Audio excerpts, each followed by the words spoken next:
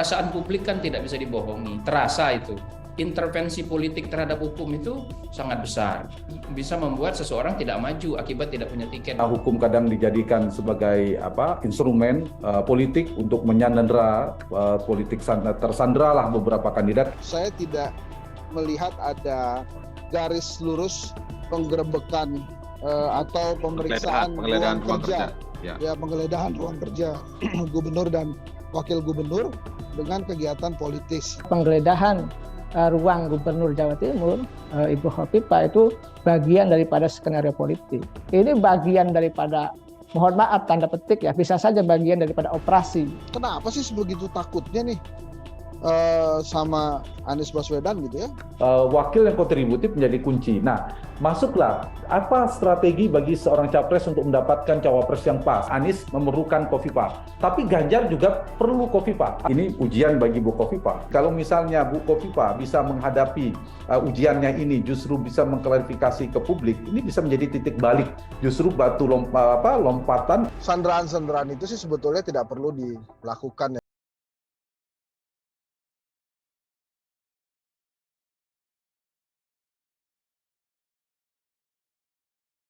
Halo, selamat pagi, salam sehat untuk kita semua. Ketemu lagi di akhir pekan kali ini kita bertemu dalam diskusi cross-check di kanal YouTube medcom.id bareng saya Indra Maulana. Nah, pekan ini kita akan membahas tentang Jawa Timur berdasarkan temuan berbagai lembaga survei adalah provinsi kunci atau battlefield dari pertarungan Pilpres 2024 nanti. Seluruh koalisi dan capres menggantungkan kemenangan di Provinsi Jawa Timur ini yang kemudian disebut sebagai provinsi kunci. Banyak pendapat menyebut bahwa pertarungan mencari pemimpin nasional baru di 2024 setelah era Pak Jokowi sudah dimulai jauh hari, bahkan loh ini saat ini. Tidak heran muncul sejumlah asumsi bahwa langkah jegal menjegal dengan berbagai cara mulai dilakukan meskipun ini dilakukan dengan samar, dilakukan dengan halus. Nah, lalu bagaimana kemudian menjawab dan menganalisis asumsi yang muncul bahwa penggeledahan ruang kerja Gubernur Jawa Timur dan wakilnya itu dinilai bagian dari langkah politis.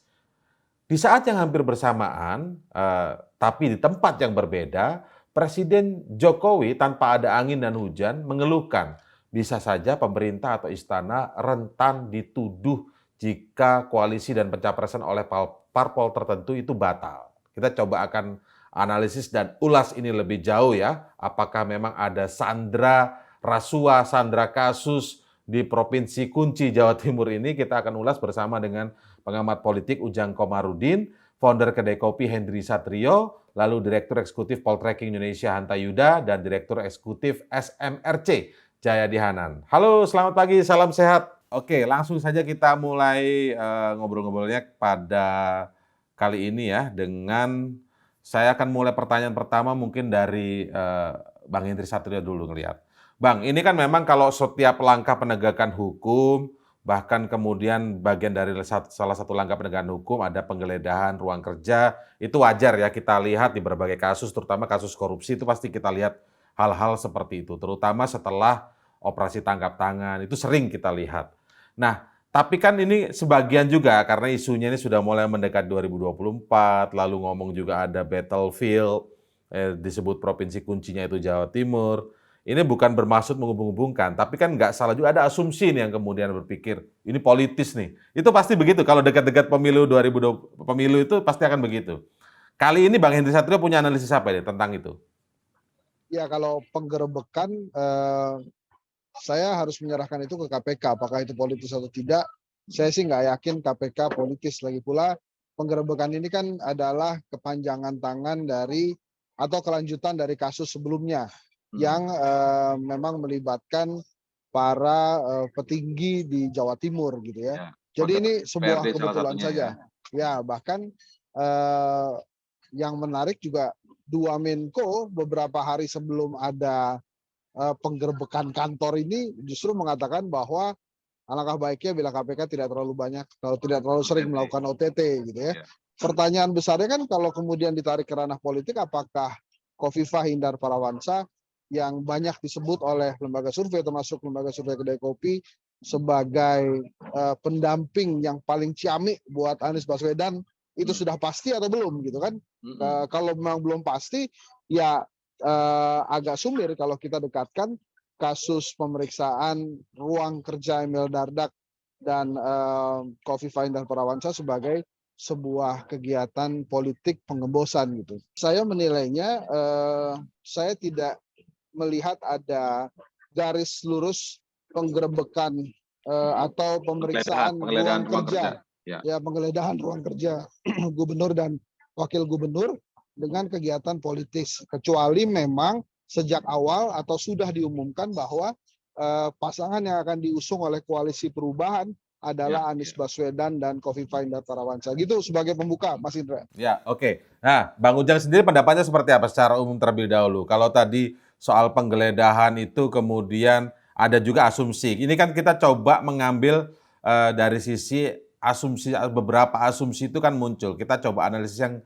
sebagian mungkin kecil juga asumsi tentang bahwa penggeledahan ini kemudian bagian dari pressure paling tidak minimal, belum tentu terkait juga mungkin kasusnya, tapi sebagai bagian dari pressure. Karena kalau kita lihat data dari berbagai lembaga survei begitu ya, ini kan kelihatan sosok salah satunya ya itu gubernur ya. Kita belum berbicara yang wakil gubernur, tapi ini menjadi salah satu sosok yang cukup cukup banyak dibicarakan juga, banyak dimunculkan juga sebagai salah satu sosok yang ideal kalau dimajukan sebagai cawapres. Siapapun itu ya maksudnya ya, untuk mendampingi siapapun gitu. Nah, ini yang menarik di situ karena isunya ini menarik juga karena di waktu yang hampir bersamaan seperti di pembukaan saya tadi, tiba-tiba tidak ada angin, tidak ada hujan, ada pernyataan dari presiden di sebuah ulang tahun salah satu partai politik ya, yang kemudian nggak ada angin, nggak ada hujan, menyinggungnya ke sana nih. Menyinggungnya soal kalau koalisi nggak jadi, nanti istana disalahkan dan lain sebagainya. Ini kan pasti ada kemudian terbentuk asumsi-asumsi menuju ke sana. Nah, kita perlu analisis ini. Sekarang dari Mas Ujang gimana? Baik, Bang Indra. Saya menganalisa ada poin yang menarik ya. Di negara dunia ketiga, instrumen hukum itu masih bisa diintervensi oleh politik. Nah, termasuk di Indonesia. Kita tahu ada pengalaman di Pilkada 2017 yang lalu. Walaupun yang mainnya waktu itu bukan KPK, kepolisian. Waktu itu AHY berpasangan dengan Mbak Silviana Murni. Nah, kita tahu tuh ketika itu Mbak Silviana Murni dicari-cari kasusnya. Korupsi masjid lah, korupsi apa lain sebagainya. Dan tidak ada. Sampai hari ini sampai sekarang nggak ada pengembangannya ya kasus itu ya? Ya tidak ada bukti. Dan Mbak Silviana Murni sekarang menjadi anggota DPD RI mewakili DKI Jakarta. Nah, tapi memang itu instrumen hukum yang dimainkan untuk menggembosi pihak tertentu. Dan itu terjadi. Dan di banyak kasus juga banyak. Nah, saya melihat, walaupun memang saya agak sumir ya, agak subjektif melihat bahwa kalau misalkan penggeledahan ruang Gubernur Jawa Timur, Ibu Khofifa itu bagian daripada skenario politik. Saya pernah, Bang Indra, waktu itu sebelum Pak Edi Prabowo, Menteri Perikanan dan Kelautan itu ditangkap, saya katakan ini adalah operasi hitam menjelang Pilpres. Saya katakan gitu. Lalu ada sang menteri, ada menteri WA saya, berita itu dikirim linknya ke saya baca, dia mengatakan ya seperti itulah kira-kira gitu loh. Nah, oleh karena itu saya melihat, ya kalau dihubung-hubungkan memang agak sulit karena ini kan persoalan hukum yang kita tidak boleh mengintervensi di situ. Tetapi saya katakan di negara dunia ketiga, instrumen hukum, institusi hukum itu rentan dijadikan alat untuk mengintervensi persoalan ya diintervensi oleh politik. Saya meyakini bahwa memang di kita itu tadi persoalan hukum itu kadang-kadang berkelindang dengan politik. Makanya kita ini demokrasinya itu tidak pernah berjalan dengan baik. Karena apa? Karena demokrasi itu kan harus paralel dengan penegakan hukum.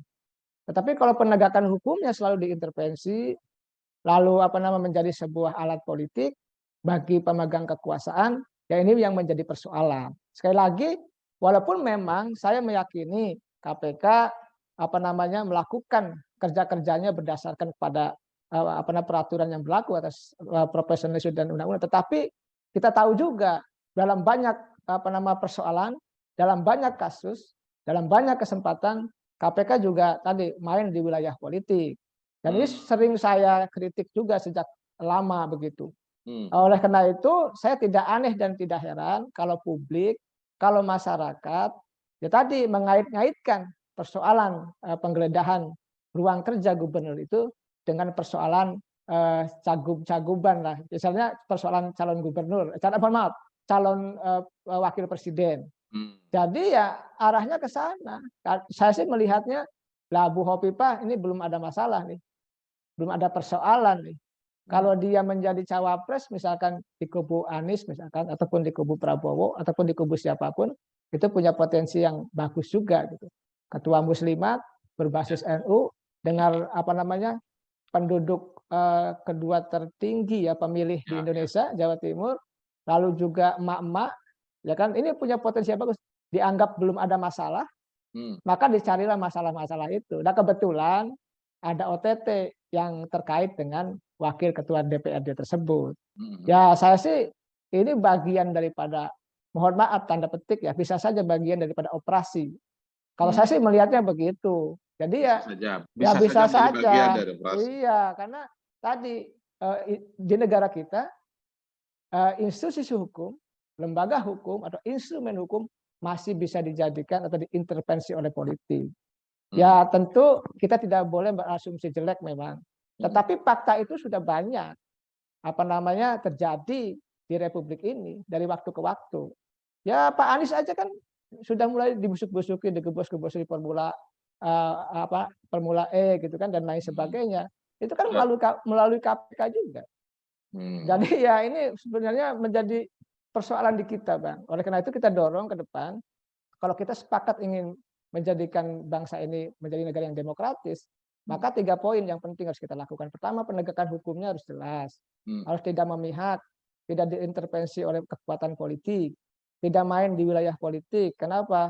Dengan penegakan hukum yang kuat, yang baik, yang benar, maka demokrasi akan paralel jalan dengan baik. Bang Ujang, tapi kalau soal pendapat bahwa KPK kan, kalau konteks ini ya, konteks kasus penggeledahan ruang kerja, KPK kan lembaga yang independen ya. Itu dan mendapat kepercayaan sebagai lembaga yang paling, juga salah satu lembaga yang trust-nya tinggi di masyarakat, Bang Ujang. Memang ketika ada sebagian asumsi yang menduga seperti analisis Bang Ujang tadi bahwa ada bisa saja itu menjadi bagian dari operasi, paling tidak minimal pressure walaupun mungkin belum tentu terkait kasusnya. Itu pressure halus gitu. Ada yang ngomong begitu tuh, pressure halus nih gitu. Karena sudah sempat ditemui ada tawaran-tawaran politik yang lain mungkin begitu ya.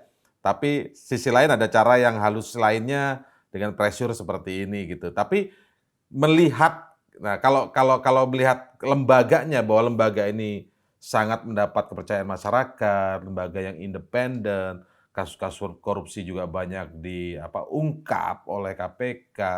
Ini memang menjadi, kalau kata Bang Hendri tadi, agak memang terlalu sulit untuk menghubung-hubungkan itu gitu, Bang Ujang. Ya, saya sih begini, Bang. Dulu iya, apalagi jilid yang lalu. Sekarang ini udah banyak persoalan politiknya. Bang Ujang, nah ini kan di saat yang bersamaan ya, hampir bersamaan, di satu tempat ada penggeledahan ruang kerja tadi, di tempat yang lain dalam sebuah momen hari ulang tahun salah satu partai politik di negara ini.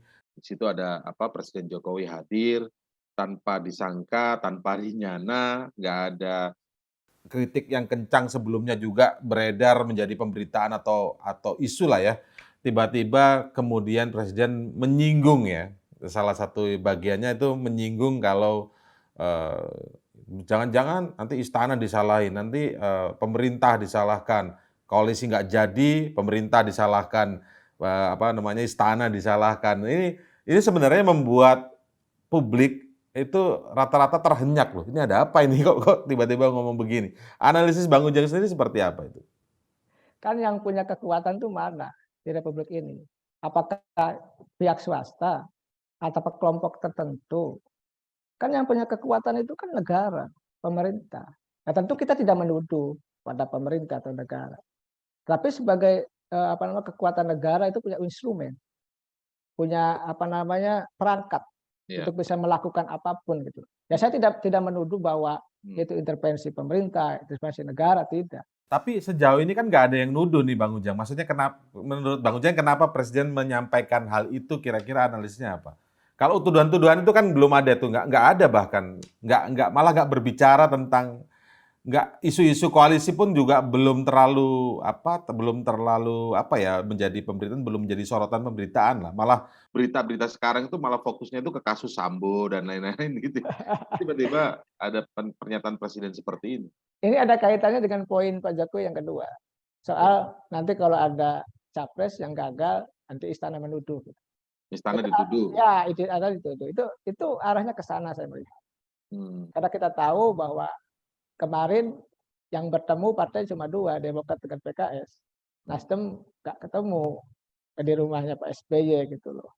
Jadi ya ada indikasi juga Pak Anies Baswedan juga tidak punya tidak bisa punya tiket. Tapi kita lihat, karena saya belum lama Bang ketemu ya orang istana juga lah, orang menteri juga, saya tidak perlu sebutkan karena saya kenal banyak menteri ya.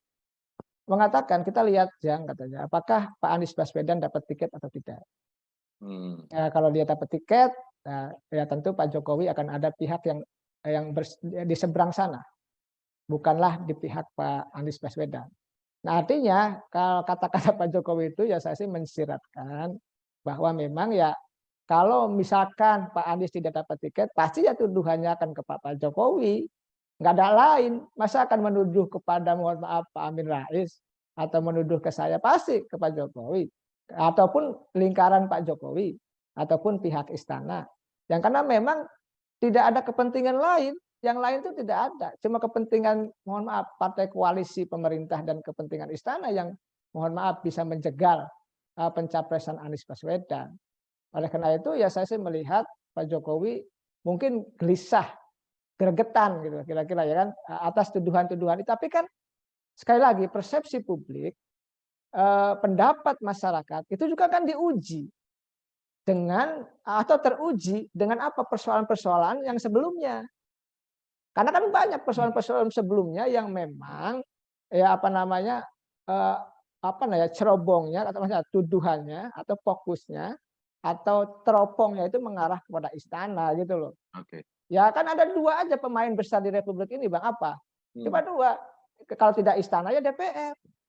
Ya itu aja sebenarnya. Oke, baik Bang Ujang. Saya kembali ke Bang Henry Satrio. Kalau lagi-lagi ini masih bicara ketika ada asumsi yang soal korelasinya antara penggembosan atau upaya membuat tidak bisa, paling nggak pressure dan lain sebagainya. Tadi sudah dijawab Bang Henry. Tapi kita ingin coba analisis dari sisi kenapa perlu banget sih harus digembosin. Memang siapa yang digembosi ini? Kalau kita lihat nama Khofifah Indar Parawansa, Bang Ujang tadi menyinggung, dia banyak diinginkan. Lalu kita bicara tentang Jawa Timur sendiri. Benarkah Jawa Timur ini memang, maksudnya gini, se-battlefield apa sih Jawa Timur, semenentukan apa sih nanti suara dari Jawa Timur ini untuk Pilpres ya, Bang Hendri? Jadi memang kalau dari hasil survei kan memang Jawa itu menentukan ya, karena suaranya lebih dari 50%. Dan kalau kita lihat pembagiannya itu Jawa Tengah memang dimiliki oleh PDI Perjuangan. Jadi artinya nanti siapapun yang akan dicalonkan oleh PDI Perjuangan akan meraup suara di sana. Nah Jawa Barat ini memang Jawa Tengah itu. Nah di Jawa Barat ini memang ada split suara antara Prabowo dengan Anies Baswedan. Anies Baswedan unggul tipis di sana. Nah Banten dan Jakarta itu kan Anies Baswedan banyak di sana. Sehingga memang pertarungannya tinggal di Jawa Timur nantinya. Nah di Jawa Timur ini semua partai politik mengklaim punya kekuatan di sana. Prabowo dengan PKB merasa punya kekuatan di sana. Kemudian tentu saja tidak bisa dianggap remeh kekuatan Demokrat di sana. Kemudian juga PDI Perjuangan tentu saja punya juga kekuatan di sana. Maka menjadi penting posisi Jawa Timur. Tapi kalau terkait Khofifah, Ibu Khofifah ini tidak banyak yang tahu, bukan hanya Jawa Timur dia punya suara. Almarhum suami beliau itu Bugis, sehingga bisa mendapatkan suara dari luar Jawa. Artinya memang kuat ini seorang Khofifah untuk bisa menjadi calon wakil presiden, terutama siapapun nanti presidennya. Saya tidak meremehkan calon-calon wakil presiden yang lain ya, Ya, ya. dari yang penjaga ATM atau yang lain-lain, tapi Penjaga ATM, kekuatan siapa penjaga ATM? ya ada lah itu kan, tapi kekuatan Kofifa ini agak berbeda. Selain kepala daerah, dia juga dekat dengan ormas dan itu tadi memiliki elektabilitas. Kan calon wakil presiden itu minimal, kalau kita berkaca dari Pak JK itu minimal harus punya 2 kekuatan. Yang pertama adalah kekuatan elektoral, yang kedua adalah kekuatan finansial. Nah, kalau kekuatan elektoral ini biasanya finansial akan ngikutin. Cuma kalau finansial doang, elektoralnya belum tentu ngikut nih, Ya. gitu. Nah, segitu kuatnya. Nah, kembali kalau misalnya pertanyaannya apakah ada benang merah antara yang terjadi di Jawa Timur dengan peta politik di Indonesia, ya itu tadi sudah dijelaskan di awal bahwa ya bisa saja, tapi juga bisa juga tidak gitu. Nah, kemudian seberapa penting kegelisahan Pak Jokowi nih kita lihat tadi saya sudah menjabarkan ada 5 poin. Gitu. Biasanya kalau orang ketahuan di awal itu ada alasan-alasan untuk mengatakan tidak pada yang ketahuan itu, enggak kok bukan gue kok itu kok gue lagi sih yang disalahin kan kayak gitu ya. Nah makanya salah satu hal yang harus dilakukan oleh Pak Jokowi saat ini sih memang benar-benar menjadi presiden yang siap landing gitu. Yang kita lihat hari ini kan Pak Jokowi ini kan memang biasanya naik ya, dan nanti 2024 itu harusnya siap turun. Nah ini kita lihat belum terlalu siap turun, bahkan ada alasan-alasan yang menurut saya justru makin merendahkan level kenegarawanan beliau bila alasannya hanya sekedar IKN yang terwujud gitu. Itu kan kan prestasinya Pak Jokowi banyak sekali, bukan hanya IKN. Kalau kemudian dia ingin melanjutkan atau belum rela step down karena IKN, itu menurut saya sih tidak baik ya buat citra level kenegarawanan seorang Jokowi. Nah justru yang menarik adalah pertanyaan Mas Indra tadi. Kenapa sih sebegitu takutnya nih sama Anies Baswedan gitu ya? Atau sebegitu takutnya dengan kekuatan poros koalisi perubahan gitu?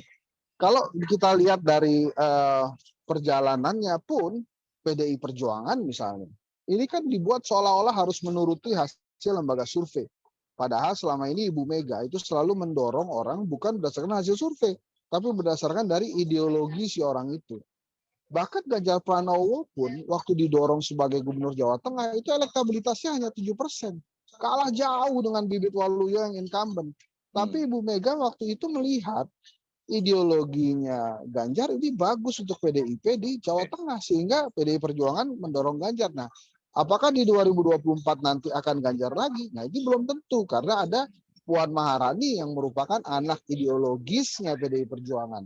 Belum lagi misalnya nama-nama lain yang menurut saya perlu juga dipertimbangkan karena sempat juga mendapatkan elusan-elusan di event yang ada Pak Jokowinya yang namanya Pak Budi Gunawan gitu. Nah, tadi bicara ke sana, justru pertanyaannya adalah ketakutannya apa sebetulnya? Apakah akan sebegitu naifnya? Karena menurut saya sebagai rakyat saya melihat ada perjanjian khusus nih antar kepala pemerintahan atau antar presiden untuk tidak saling mengganggu satu sama lain. Baik, kita sapa yang sudah bergabung juga ini. Terima kasih banyak Pak Jayadianan. Selamat siang Bang Jayadi. Kemudian ada Bang Hanta Yuda juga ya, nanti bisa sambil siap-siap Bang Hanta. Terima kasih waktunya. Mungkin sebentar saja. Kita ingin tahu seberapa kuat gambaran ya. Awalnya tadi kita bicara tentang gini, ketika tahun politik sudah semakin dekat, ada potensial calon yang kuat, calon pendamping yang kuat, calon wakil yang kuat, begitu ya. Kemudian ada upaya-upaya menjegal itu sudah biasa, bahkan kemudian lewat hukum. Ini kan selalu muncul kalau mendekati tahun-tahun politik ada. Nah, kita ingin kali ini tuh menganalisis sebagian asumsi ya yang di samping ini. Itu pasti ada tuh. Wah, ini penggeledahan ruang kerja kemarin itu baik gubernur, wakil gubernur ada hubungannya nih dengan politis. Nah, kita coba analisis di sini biar tidak berkembang liar. Tapi saya ingin tahu dari Pak Jayadi lebih kepada seberapa penting sih Jawa Timur di 2024 itu, dan kemudian kita bicara tentang sosok Khofifah Indar Parawansa itu seberapa potensialkah jika didampingkan oleh salah satu calon atau kandidat presiden misalnya, Pak Jayadi? Jawa Timur masih sangat penting. Jawa Timur itu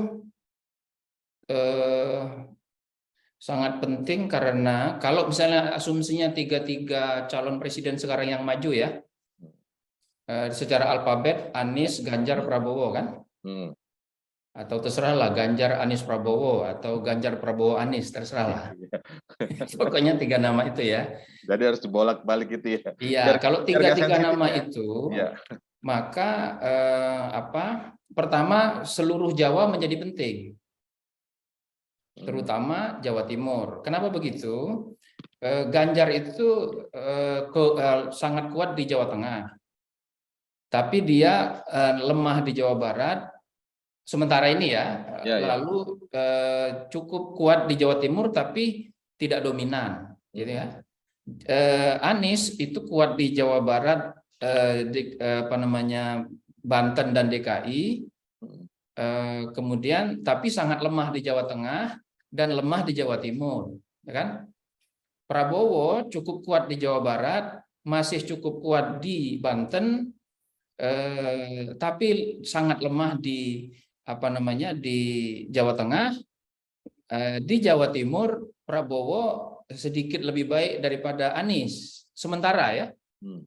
Nah, jadi kalau misalnya kita tentu saja kemenangan di Pulau Jawa menjadi penting kan, karena ada 50% lebih pemilih itu di Jawa. Itu berarti minimal di daerah-daerah yang kandidat itu tidak dominan atau tidak cukup kuat, dia tidak terlalu jauh ketinggalan. Karena itu bagi Ganjar misalnya Jawa Barat dia akan fokus untuk mengejar ketinggalannya terhadap Anies dan Prabowo. Sementara di Jawa Timur Anies memerlukan upaya lebih keras untuk mengejar ketertinggalannya dibanding Ganjar dan Prabowo gitu untuk sementara ini. Karena itu kalau dengan data seperti itu kita bisa mengatakan ya Jawa Timur menjadi penting. Itu satu. Yang kedua, Jawa Timur juga secara kualitatif itu bisa menjadi penting karena di situ adalah simbol dari kekuatan NU, ya kan? Warga NU ini kan salah satu fokus kekuatannya di Jawa Timur. Kalau seorang kandidat ingin memenangkan pertarungan, kalau kita bagi itu menjadi warga NU Muhammadiyah dan non NU non Muhammadiyah gitu, maka kemudian Jawa Timur menjadi penting juga. Jadi karena itu kalau menjawab pertanyaan Mas Indra, mau tidak mau Jawa Timur menjadi penting. Tapi pentingnya Jawa Timur pada tahun 2024 menurut saya ini dengan asumsi lagi-lagi kalau 3 itu maju ya, itu harus dibarengi dengan upaya yang sama kerasnya untuk memenangkan setiap jengkal pertarungan di luar Jawa.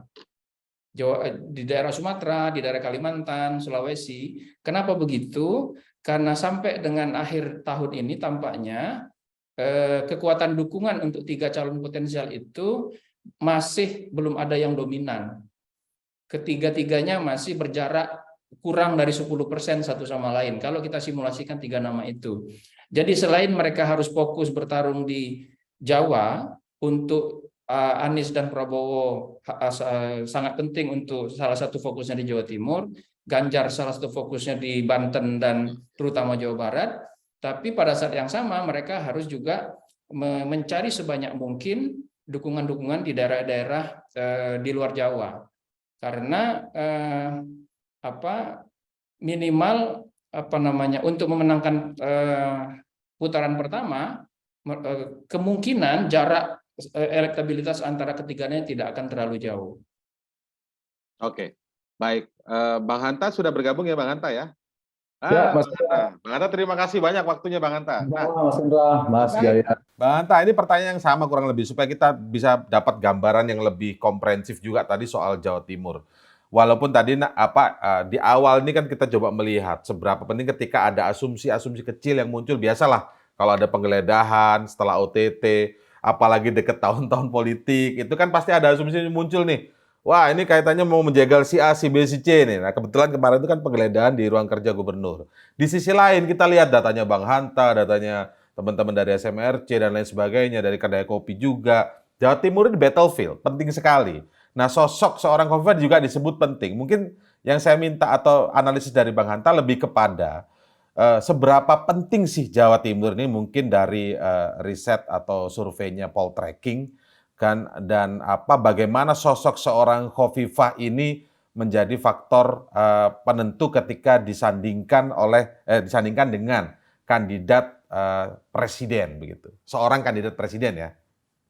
Ya, Mas Indra, saat ini kan kita sedang berada di fase kandidasi ya. Ya, Tarikannya ada dua untuk posisi cawapres figur-figur itu yang memiliki potensi elektabilitas atau pembawa boarding pass. Nah, kalau kita bersepakat, maka yang paling penting sekarang di mana tidak ada incumbent yang bertarung, maka faktor elektabilitas jauh lebih determinan ketimbang boarding pass. Kalau boarding pass kita akan bicara Mbak Puan, kita akan bicara Mas Airlangga, dan seterusnya yang punya tiket.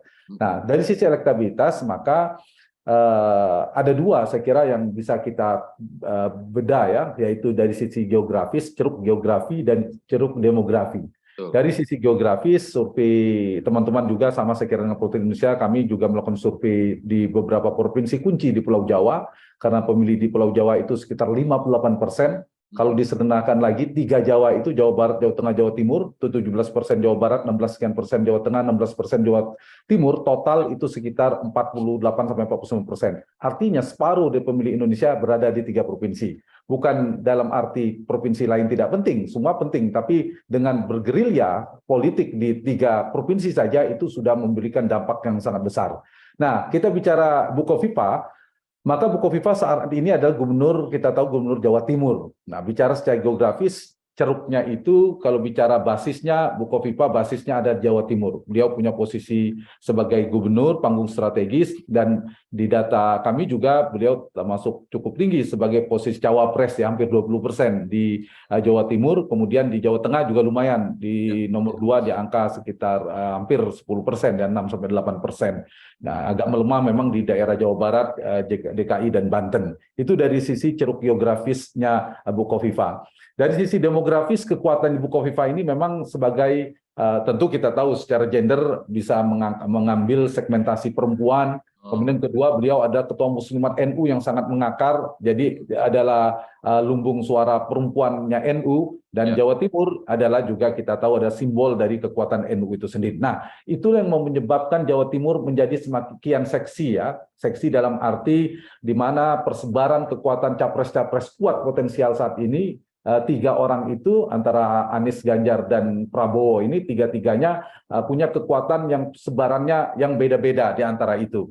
Ada yang misalnya Mas Anies itu lebih kuat di wilayah baratnya Pulau Jawa, mulai dari Jawa Barat, Banten, DKI, yang dulunya basis Pak Prabowo di 2019. Itu Jakarta yang berimbang. Sementara Ganjar Pranowo sebaliknya sangat kokoh di Jawa Tengah, lumayan di Jawa Timur yang dulu basisnya Pak Jokowi. Artinya seorang capres besok, kita bicara masuk ke Bu Khofifah, capres kuat ini katakanlah Anies dan Ganjar, figur baru. Keduanya ini membutuhkan cawapres untuk melengkapi supaya mendapatkan cawapres yang kontributif secara elektoral, Mas Indra. Kenapa dia butuh cawapres yang kontributif secara elektoral? Karena mereka juga kompetitif kan. Elektabilitas Mas Ganjar, Mas Anies, dan Pak Prabowo ini kompetitif, sehingga wakil yang kontributif menjadi kunci. Nah, masuklah apa strategi bagi seorang capres untuk mendapatkan cawapres yang pas. Saya melihat ada 2 ya kalau dianalisa. Pilihan pertama adalah memaksimalkan basis konstituennya, yang kedua adalah memperluas atau mengambil ceruk baru di mana dia lemah. Nah, kita masuk misalnya kita bicara Anies saja sekarang. Anies karena kuat di Jawa Barat, di Banten, DKI. Artinya Anies kalau ingin mendapatkan ceruk atau menambal di tempat dia lemah, berarti dia harus mencari wilayah Jawa Tengah atau Jawa Timur. Jawa Tengah, kalau cari wakil Jawa Tengah untuk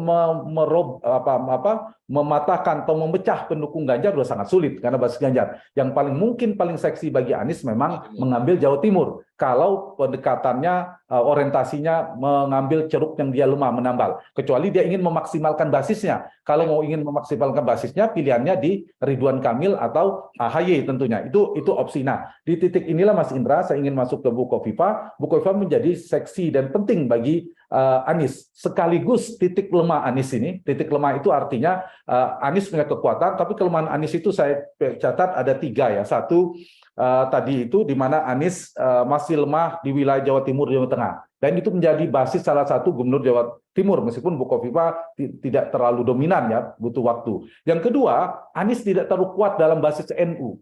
Preferensi pemilih NU itu lemah. Yang ketiga, Jawa secara etnis, secara suku. Anies masih kalah dengan Ganjar. Karena itu, seorang Anies membutuhkan Jawa NU, yang kita tahu juga Jawa triple majority dalam politik elektoral Indonesia ya, Jawa, NU, dan Muslim. Nah, Kofifa saya kira bisa salah satu faktor yang bisa melengkapi Anies. Kalau saya mengerucut ke Anies, yang lebih butuh Kofifa Anies ketimbang Ganjar Pranowo. Dan satu lagi, Mas Indra, kalau kita perhatikan juga Bu Kofifa dan AHY, yang sekarang santer wakilnya Anies kan ada AHY, kita harus juga ada Aher yang dari partai politik, disebut Andika, kemudian juga Kofifa. Dibanding AHY memang elektabilitasnya mungkin bisa dibandingkan ya, ada Mas Jayadi Hanan. AHY mungkin sekarang posisinya sementara lebih tinggi daripada daripada Bu Kofifa. Tapi potensi Bu Kofifa ini menurut saya potensi pertumbuhan elektabilitasnya relatif lebih kuat, lebih tinggi ketimbang AHY. Karena Potensi AHY, apa ya, sudah menjadi tren? Baru ya, potensi trennya, sudah menjadi potensi. tren? Dia menyimpan potensi karena dia belum digerakkan. Beda AHY kan sosialisasinya sudah cukup kencang. Nah, saya tidak masuk sana. Karena itu Kofifa dengan panggung gubernurnya, posisi perempuan Muslimat NU, kemudian dia punya basis Jawa Timur, pengalamannya dan seterusnya jejaringnya, menurut saya Kofifa ada satu di antara nama yang cukup pantas dan patut dipertimbangkan oleh para capres di antara nama-nama yang lain seperti Ridwan Kamil, Erick Thohir, Ridwan Kamil, Erick Thohir, kemudian Sandiaga Uno dan AHY. Dan Bu Kofifa saya kira salah satu yang punya potensi secara elektabilitas. Coba Mas Hanta, saya ingin simulasi sedikit aja. Kalau Anies dengan Khofifah itu pasti langsung mengunci kemenangan, apakah nilainya sama dengan Ganjar dengan Khofifah juga langsung mengunci kemenangan? Lebih besar mana tingkat mengunci kemenangannya kalau Anies dengan Khofifah atau Ganjar dengan Khofifah? Kedua-duanya tergantung 2 hal. Tadi saya katakan, kalau Anies ingin menutupi ceruk di mana dia lemah, atau menambal, memperluas ceruk konstituennya, maka Anies memerlukan Khofifah. Tapi Ganjar juga perlu Khofifah. Apa? Ganjar itu kuat di Jawa Tengah, tapi dia belum maksimal menang di Jawa Timur. Di data kami terakhir di survei Jawa Timur itu, Ganjar baru 36%, sama dengan Anies di Jawa Barat sekitar 36%. Artinya Ganjar kalau mengambil seorang cawapres yang kuat, siapapun itu nanti dibaca datanya potensi di Jawa Timur, bisa memaksimalkan potensinya, memaksimalkan basis konstituennya Ganjar. Jadi Mas Indra, kalau Ganjar ngambil Khofifah, dia semakin menang di Jawa Timur. Semakin besar, potensinya semakin mendapatkan suara Jawa Timur makin besar. Paling bacaannya begitu. Tapi bagi Mas Anies di Jawa Timur, ya bisa melengkapi ceruknya. Tapi Khofifah harus bertarung dengan pengaruh Ganjar juga, pengaruh Pak Jokowi juga yang sedang berada di Jawa Timur. Jadi belum mengunci kemenangan, tapi paling tidak punya potensi. Pak Jayadi, silakan Bang Jayadi. Ya, tentu ini kan masih simulasi. Tetapi memang kalau Ganjar, setuju sama Mas Hanta bahwa kalau Ganjar mengambil Ibu Khofifah, dia bisa memaksimalkan kemenangan di Jawa Timur.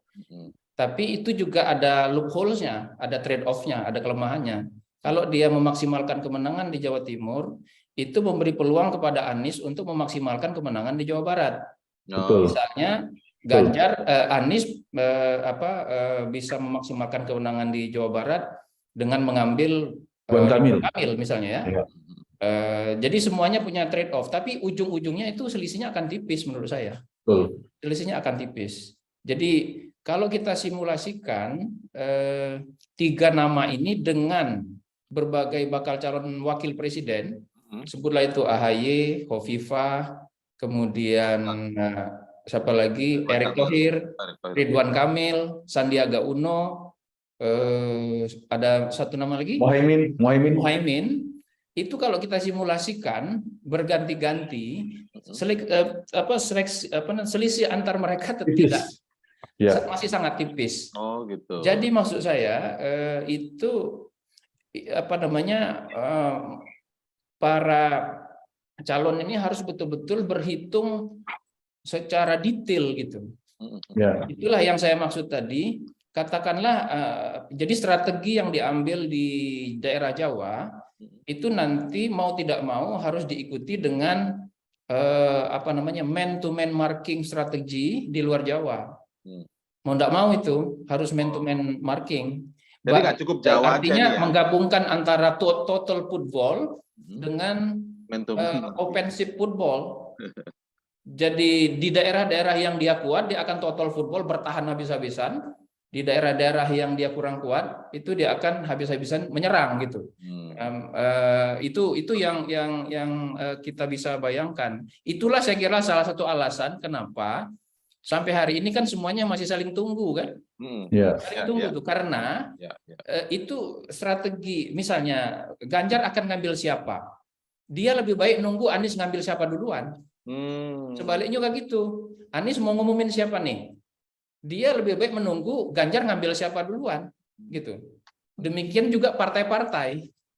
Ya, jadi salah satu alasan misalnya kenapa belum ada satupun koalisi yang terbentuk, itu alasannya. Kan koalisi itu terbentuk kalau ada 2 syarat kan. Syarat pertama ada boarding pass-nya kalau pakai istilah Mas Hanta. Syarat kedua tiket capres cawapresnya lengkap. Ada capres, ada cawapres kan? Sekarang nggak ada tuh. KIB cuma punya boarding pass, nggak ada capres cawapres. Caimin sama Gerindra cuma punya calon presiden, belum ada cawapres. Nasdem yang katanya akan membentuk koalisi perubahan baru punya calon presiden, belum ada koalisi. PDIP masih melihat sana sini. Jadi itu yang membuat pertarungannya menjadi menarik sekaligus monoton kan? Monoton ya, sekaligus monoton. Oke, nah boleh nggak sekarang kalau tadi kembali ke soal figur seorang Khofifah, salah satu figur ya yang sangat penting berarti karena wilayahnya Khofifah menjadi battlefield, Khofifah sendiri juga figur yang sangat penting karena mengakar di sebuah organisasi tadi dan lain sebagainya begitu ya, Mas Hatta dan juga Pak Jayadi, begitu juga Bang Hendri. Nah, ketika terjadi sesuatu minimal penggeledahan kemana pada dirinya, mungkin nggak nih secara asumsi saja nih Bang Hanta, kemudian ada yang menyebut ini, wah ini mulai digembosi nih, supaya paling nggak menahan diri sehingga mengurangi hitung-hitungan penguatan seorang kandidat dan lain sebagainya. Kalau dari sisi Bang Hanta sendiri gimana tuh Bang Hanta? Ya, saya lihat dari 2 hal ya. Satu dari sisi potensi elektabilitas publik, yang kedua dari dinamika elit nanti, Mas Indra. Dari sisi elektabilitas memang ini ujian bagi Bu Khofifah. Kalau kemudian ini dalam persepsi publik, dalam tarikan persepsi kemudian Bu Khofifah misalnya terserempet dan seterusnya, maka ini akan memberikan dampak ya, disinsentif secara elektoral kepada Bu Khofifah. Sehingga wilayah Jawa Timur bukan menjadi potensial Khofifah lagi figurnya. Muncul figur-figur lain yang punya potensi di sana. Seperti Erick Thohir dan Ridwan Kamil juga bisa potensi di Jawa Timur. Mereka ada kedekatan dengan NU, misalnya Pak Erick juga anggota Korma Banser NU, meskipun jauh ya dibanding ke NU-annya dibandingkan Bu Khofifah. Kemudian ada Caimin, jangan lupa di sana juga Caimin mungkin ya. Tapi dari figur baru mungkin Caimin tidak terlalu potensial. Nah, tetapi kalau misalnya Bu Khofifah bisa menghadapi ujiannya ini, justru bisa mengklarifikasi ke publik, ini bisa menjadi titik balik, justru batu lompatan untuk melentik lagi menjadi potensi elektabilitas. Karena Bu Khofifah itu kan tidak sekuat dari data kami, Kang Ridwan Kamil di Jawa Barat itu lumayan perolehan suaranya sebagai cawapres. Nah, Bu Khofifah belum setinggi Ridwan Kamil seperti dia di Jawa Timur, karena mungkin sosialisasinya sebagai ingin running di capres cawapres belum begitu kuat. Nah, jadi tergantung menghadapi ujian politik yang dihadapi Bu Khofifah ini. Kalau ternyata tidak ada, ya saya kira akan memperkuat posisi beliau. Nah, kalau misalnya dari sisi elitnya, saya juga sependapat dengan Mas Jayadi Hanan tadi ya, semua pasti sedang menunggu ini. Belum ada, kalau capres kan sudah ada yang mengerucut Mas Indra di 3 nama itu. Saya sudah berani mengistilahkan capres kuat, potensial capres kuat. Bukan di antara 3 itu belum bisa disimpulkan si A paling kuat kemudian akan menang, tidak. Bisa bertukar posisi. Dulu Pak Prabowo yang paling tinggi, kemudian sekarang Mas Ganjar, kemudian dulu Mas Anies nomor 3, sekarang Anies cenderung sudah nomor 2 di atas Prabowo, dinamis di capres. Nah, di cawapres itu sedang belum membentuk figur-figur bakal cawapres yang kuat. Baru muncul nama-nama potensial yang sedang kita bahas hari ini seperti Ridwan Kamil, Erick Thohir, Sandiaga Uno, AHY, kemudian Bu Khofifah sendiri ditambah mungkin Caimin dan sebagainya. Nah, ini masing-masing cawapres punya kelebihan sekaligus kekurangan. Tergantung tadi itu pilihannya. Yang paling ideal ya ada figur yang bisa memaksimalkan basis konstituen, tapi sekaligus bisa menambal ceruk di mana dia lemah. Kemudian cawapres kan diperlukan dia kontributif secara elektoral, Mas Indra. Yang paling dibutuhkan, jangan sampai dia tidak punya dampak apa-apa. Nah, itu biasanya yang diambil oleh capres yang incumbent, seperti Pak SBY di periode kedua, seperti Pak Jokowi di periode kedua, mau ngambil siapapun berani. Nah, yang harus diantisipasi yang ketiga, jangan sampai ambil cawapres yang memberikan mudarat politik, justru mendegradasi si capresnya. Ya, saya kira semua berhitung tidak mungkin ingin mengambil yang ketiga. Yang dicari adalah yang kontributif secara elektoral, dia melengkapi secara ceruk geografis maupun memperkuat secara demografis kualitatif tadi. Baik, saya coba kembali Bang Hendri sebentar. Bang Hendri, Ini menarik Bang Hendri, yang ingin kita tanyakan begini. Dari penjelasan Bang Hanta, Bang Jayadi, dan juga Bang Hendri sebelumnya tadi sebenarnya sudah semakin kelihatan memang sosok seorang Khofifah Indar Parawansa ini sangat-sangat tanda kutip seksi secara politik, terutama untuk 2024 nanti kandidasi cawapres begitu ya. Berarti kan nggak salah juga ketika banyak yang, kalau istilah sederhananya awam ini ya, kalau bukan kita yang bisa milikin, lebih baik tidak bisa milik siapa-siapa gitu. Nah, mungkin nggak ada kayak misalnya, saya agak lompat dikit ya Bang Hendri ya, kita dengar kalau si itu yang maju atau si A yang maju, pasti muncul tuh namanya istilah kardus duren gitu kan, nggak mungkin tuh maju gitu. Mungkin nggak ada istilah apa kemudian ini akan berlaku lagi sandra kasus untuk figur tertentu, paling nggak kasusnya ngambang gitu ya, dia akan ngambang, mungkin bisa dipanggil, mungkin nggak panggil, tapi dia akan main aman, mending gue nggak maju deh gitu.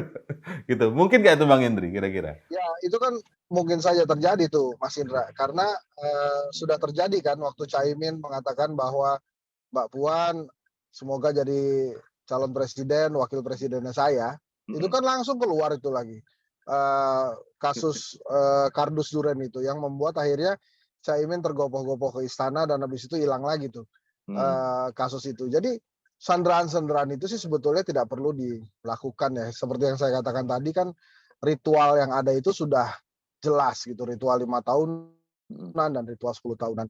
Justru yang mengkhawatirkan adalah bila para pemilik tiket ini bersepakat untuk tidak memberikan tiket ke orang di luar elit parpol gitu. Sehingga akhirnya elit-elit parpol aja, jadi lupakan ada Anies, ada Ganjar di pemilu 2024 gitu. Apakah itu bisa saya terjadi? Bisa, walaupun saya selalu berdoa tidak akan terjadi gitu. Misalnya sekarang ada perdebatan antara siapa yang akan didorong oleh Puan Maharani atau didorong oleh PDI Perjuangan, Puan Maharani atau Mas Ganjar Pranowo gitu kan.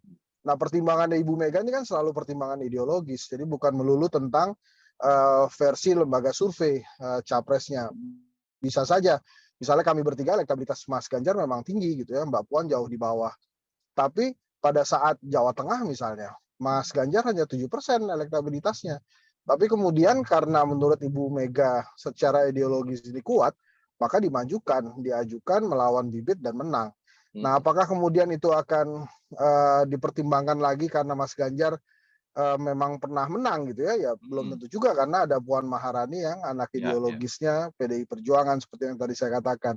Dan lagi catatannya pada saat 2019 pemilu kemarin, pada saat Pak Jokowi yang kader PDI Perjuangan presiden dan elektabilitasnya moncer, kemudian kepuasannya juga 60-70%, ternyata kemenangan Pak Jokowi di 2019 itu pun hanya berimbas elektoral 0,38% ke PDI Perjuangan. Jadi tidak terlalu efek lah ya kalau memang yang dipertimbangkan adalah elektabilitas PDI Perjuangan selanjutnya. Jadi kalau tadi kita berdiskusi tentang skenario-skenario yang terjadi, bukan hanya sandra-sandraan Mas Indra, tapi juga bukan hanya sandra hukum misalnya, tapi adalah sandra tiket gitu ya. Kalau Sandra tadi tiket kata Mas bahkan ya? Hanta, sandra boarding pass lah. Jadi yang dipakainya, yang akhirnya diberikan boarding pass adalah para elit parpol gitu. Itu kira-kira Bang Indra.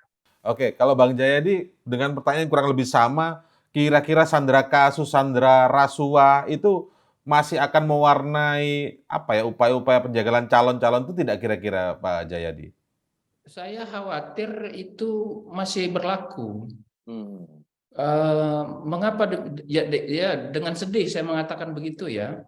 Pertama, walaupun kita tidak bisa menunjuk secara fakta secara keras gitu. Ya, ya. Tapi kan perasaan publik kan tidak bisa dibohongi, terasa itu, ya nggak? Tapi kita juga bisa melihat akhir-akhir ini ada fakta-fakta telanjang yang menunjukkan bahwa politik itu bisa mengintervensi hukum. Faktanya telanjang sekali. Misalnya ada satu hakim konstitusi yang diberhentikan oleh DPR, oleh DPR loh. Dan menurut hukum nggak boleh. Tapi kemudian dibenarkan oleh presiden. Itu kan ini tidak berkaitan langsung dengan apa yang kita katakan ya. Iya, betul. Ya, maksud tapi saya terasa di situ terasa ya. Kalau yang dalam kasus ini kelihatan bukan terasa. Jadi jalin kelindan intervensi politik terhadap hukum itu sangat besar. Belum lagi karena ada presidensial threshold, ya jegal-menjegal menjadi hal yang biasa. Jadi akibat adanya presidensial threshold itu, saya bisa menjegal calon manapun sepanjang saya mampu, misalnya membuat, kalau saya punya kekuasaan gitu, bisa membuat seseorang tidak maju akibat tidak punya tiket dan sebagainya. Jadi saya khawatir itu. Nah, yang ketiga saya kira saya khawatir itu begini, kepercayaan publik terhadap, dalam konteks Ibu Khofifah ya, kepercayaan publik terhadap KPK kan makin merosot. Dan itu ada alasannya. Alasannya itu antara lain kita meskipun tidak bisa menyampaikannya secara tegas di publik, kita itu atau publik lah atau aktivis lah itu merasa kok kayaknya KPK ini tidak terlalu lurus gitu secara politik, tidak independen secara politik gitu. Sehingga bisa saja kalau orang menduga bahwa jadi masuk akal kalau orang menduga apa yang dilakukan terhadap Khofifah itu ada tujuan-tujuan politiknya gitu. Tentu saja dugaan-dugaan itu kan susah dibuktikan tentu saja, tapi perasaan-perasaan publik saya kira mengkonfirmasi kemungkinan itu. Begitu. Nah, kalau saya di luar persoalan itu, saya ingin menambahkan lagi yang disampaikan oleh Mas Hanta soal Ibu Khofifah ya. Memang Ibu Khofifah itu calon yang sangat potensial untuk dilirik oleh semua calon presiden, termasuk Pak Prabowo sebetulnya. Iya, betul. Termasuk. Nah, cuma memang yang disebut Mas Hanta potensi itu pada saat ini masih kelemahan untuk Ibu Khofifah. Apa itu kelemahannya? Pertama, tingkat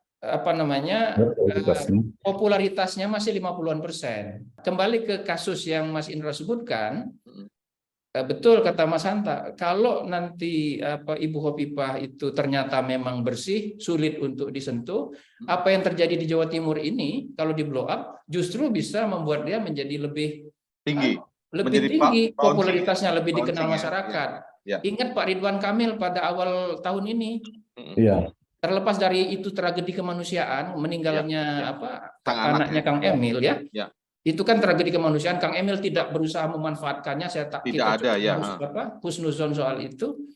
Tapi Anda perhatikan, biasanya Ridwan Kamil itu kalau kita survei calon wakil presiden, Ridwan Kamil biasanya di bawah Sandi Uno. Sekarang tinggi ya.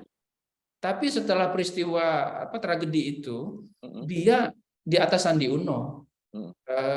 Posisi elektabilitas sebagai bakal calon wakil presiden.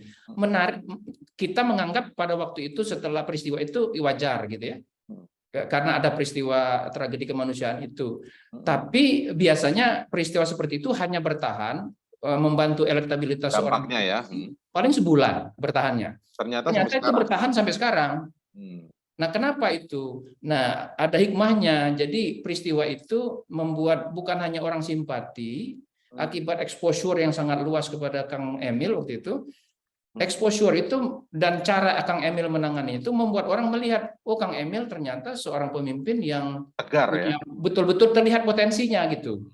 Jadi karena terlihat potensinya maka orang bersimpatinya bukan sekedar karena simpati, tapi juga karena alasan itu. Demikian juga dengan Ibu Khofifah.